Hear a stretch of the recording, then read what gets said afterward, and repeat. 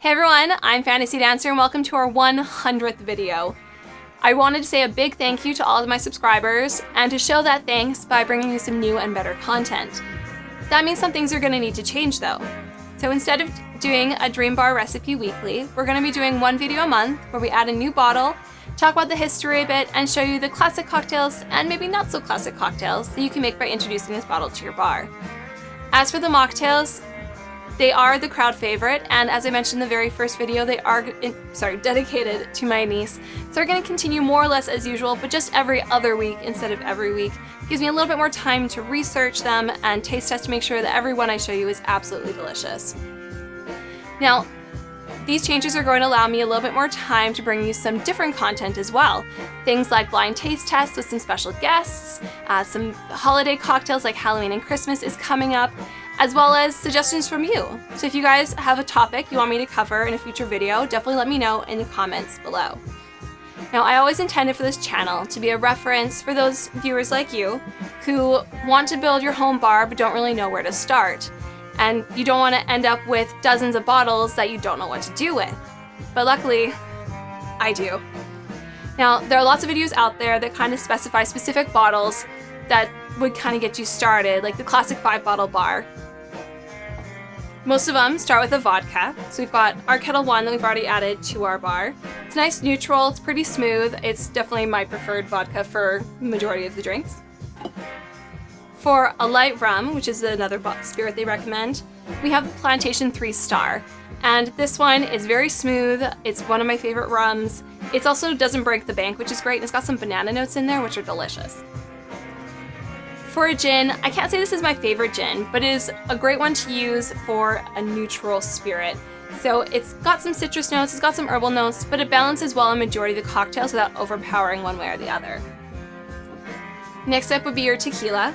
So we've got Herencia, so it's a silver tequila here. Basically, a similar idea, it doesn't overpower the flavor of the drinks. You could use a reposado, but there are some drinks that it would just be a little too strong, in my opinion. And the only spirit we haven't added to our bar yet would be a whiskey. Now, the one I have today is a Woodford Reserve. It's a Kentucky straight bourbon whiskey. It's definitely a little bit more expensive than the bottle we will be adding to our bar in the future, but it's a great whiskey. It's definitely one of my favorites. So if you're looking for something a little bit higher end, that could be a good option. It's very smooth, it's quite delicious, and I'm not really a whiskey lover myself. Gin is my preferred spirit. But that only gets you so far. With these 5 bottles, I guess we can keep this down for a little bit longer. These 5 bottles, you really could make, your highballs for your guests and their preferred spirit, but for majority cocktails you need a little bit more, like Triple Sec, which was actually the second bottle in our bar, and a maraschino liqueur, which we actually added before tequila. Now these two are, this is an orange liqueur, this is a maraschino liqueur, like I said, and they really open up a lot of different cocktails, which is why I added this one second, because with this you couldn't make things like the lemon drop or a daiquiri. So that being said, this is kind of what we've got or will have, whiskey not included just yet, for our bar at the moment. We're gonna get this cleared off. And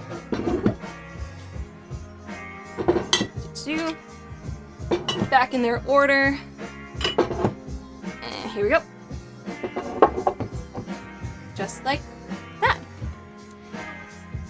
Now, my goal for this video was always to help you make the most of every bottle that we recommend. So not only can you dazzle your guests with your extensive cocktail list, but also help you build your bar, because it is an investment. And it can get quite expensive if you try to buy everything all at once. That's also why I don't always use garnishes in my drinks, because fruit can get expensive, it goes bad, and because of that, I don't always have fresh food on hand for my garnishes. And that's okay. A lot of garnishes are really just there to make the drink look pretty and don't really affect the flavor of the cocktail that much. But there are exceptions. Take the south side, for instance. The garnish is a sprig of mint. Now, you'd normally clap this first, like this. And what that does is it releases the oils from the mint. So really, I can smell that now. It's so fresh and light, but it really draws your attention to that mint flavor in the cocktail and really helps to enhance those flavors. And the drink itself also contains mint, yes, but without the garnish and without that enhance the nose, it's kind of like how your favorite foods seem to not taste as good and seem to lack some flavor when you've got a stuffed up nose. But there are other drinks with garnishes that don't really make a difference, like the Long Island iced tea. You could use a lime wheel, or you couldn't. It doesn't really matter, because most people are going to be impressed by the flavor of a properly mixed Long Island iced tea compared to the pre-mixed one you normally get at the bar anyway. If you're making a drink, it's your home bar, and that's kind of the beauty of it. So to garnish or not to garnish is really ultimately up to you. Sometimes I like to make my drinks pretty, and other times I just want to drink. Garnish be damned. But that's all I have to say for this video. I hope you look forward to the new format, and I almost forgot, I did promise you on Friday that we were going to do a bit of a blooper reel. So before I let you go, here are some of my favorite outtakes from the journey so far. And as always, please drink responsibly. Hey everyone, I'm Fantasy Dancer and welcome to my new channel, Fantasy Cocktails. You may have seen those videos about the 5-bottle bar or building your own bar, and they all recommend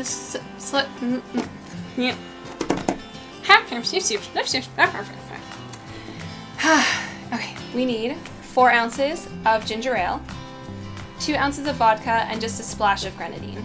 Now this cocktail was first published in Savoy. Yep, hold on, we're gonna try that one again. Okay, it was published in his Bartender's Guide. I keep wanting to say barkeeper. Barkeeper's Manual, Bartender's Guide. A tall glass with some ice and a shaker. Oh!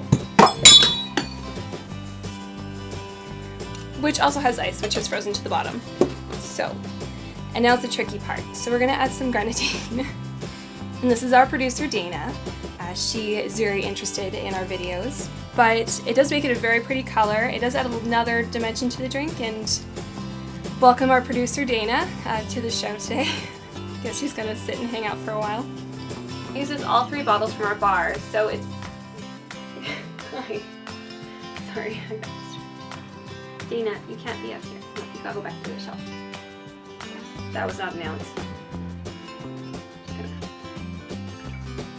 I tried. Dana,